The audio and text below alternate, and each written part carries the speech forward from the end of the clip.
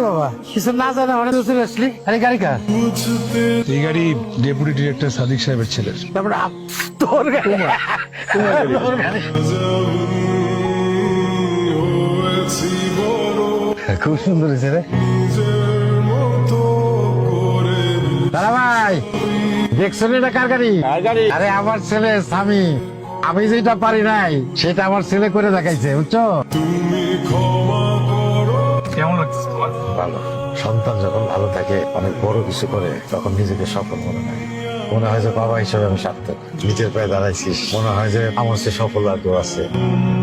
আমি কখনো আমার বাবাকে জড়িয়ে ধরে চুমু খাইনি, আমার অনুভূতিগুলো প্রকাশ করিনি। আমি কখনো তাদের বলিনি আমি তাদের কতটা ভালোবাসি, গোপনে তাদের জন্য কতটা দোয়া করি। আমার একটাই চাওয়া, আমি যেন পূরণ করতে পারি তাদের সকল ইচ্ছে ও সকল পাওয়া।